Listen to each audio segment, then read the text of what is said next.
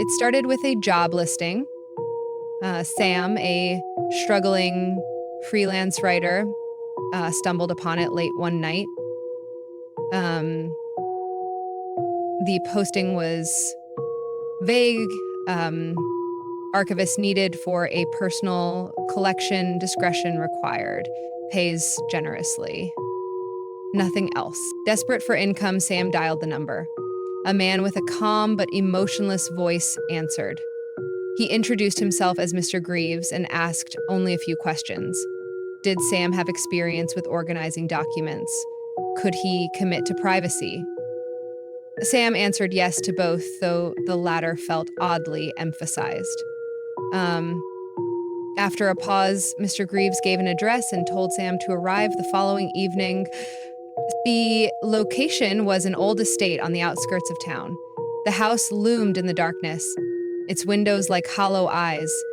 Sam hesitated but reminded himself of the promised pay. He knocked, and the door opened immediately. Mr. Greaves stood there, tall and pale, his face unreadable. Without a word, he gestured for Sam to enter. Inside, the air was heavy with the scent of dust and old paper. Bookshelves lined the walls, and stacks of yellowed documents were scattered everywhere. Mr. Graves led Sam to a small study where a single desk lamp cast a dim glow. A glow was only a little further into the room when he pointed out a feather strand of smoke from a pipe. Then he pointed to the ceiling again. "This is the collection," Mr. Greaves said, gesturing to a locked wooden chest. "You'll sort through the contents, catalog them, and write summaries for each item." Sam nodded, expecting more instructions, but Mr. Greaves simply handed him a key and left the room. The door clicked shut behind him. Oh, Sam opened the chest and found a mix of journals, letters, and faded photographs. The first journal he picked up was dated 1924. Its leather cover was brittle, and the handwriting inside was neat but cramped. The entries detailed the life of a man named Henry Caldwell, who had once owned the estate. The journal was mundane at first. Accounts of daily life, weather updates, and business dealings. But as Sam read further, the tone changed. Henry began describing strange occurrences, whispers in empty rooms, shadowy figures in his peripheral vision, and an overwhelming sense of being watched. Sam dismissed it as paranoia or an overactive imagination.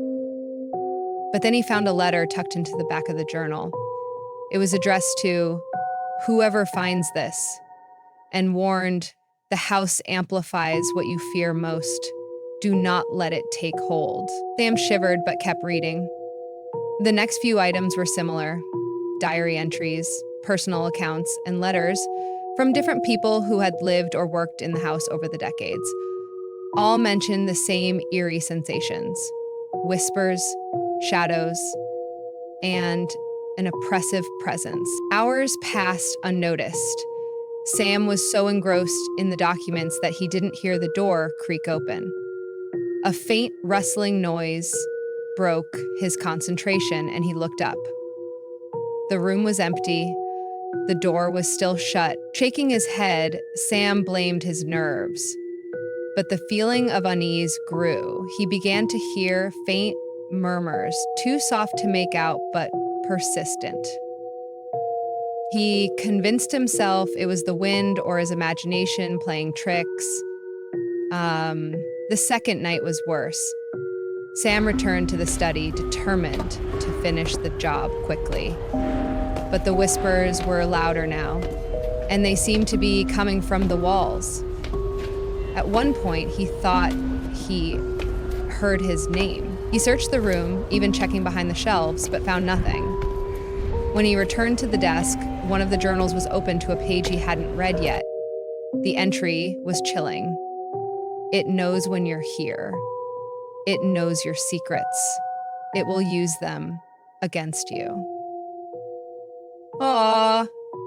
scratched at my channels. Sam slammed the journal shut and decided to leave for the night. But when he reached the front door, it wouldn't budge. He tried every lock and even banged on the heavy wood, but the house seemed to hold him in place. Reluctantly, he returned to the study. The whispers had stopped, replaced by an oppressive silence. Sam continued reading, hoping to distract himself. That's when he found the photograph. It was black and white, showing a group of people standing in front of the estate. At first, it seemed unremarkable, but as Sam looked closer, his breath caught. In the back row, partially obscured, was someone who looked exactly like him. His heart raced. The photo was dated 1931. How could this be? Sam dropped the photo and backed away. The whispers returned, louder now, and they weren't coming from the walls. They were inside his head. They repeated his fears, his failures, his regrets. "Leave me alone," Sam shouted. The room fell silent again. Then, for the first time, Sam heard footsteps. Slow, deliberate, and approaching from the hallway. He grabbed the key to the chest, thinking to lock it and leave, but the footsteps stopped just outside the door. "Mr. Greaves?" Sam called out, his voice trembling. No response. The door creaked open, but the hallway beyond was empty. Sam's breathing quickened. He turned back to the desk, and his blood ran cold. All the documents were gone. The chest was empty, and he saw a single new journal resting on the desk. His name was scrawled on the cover.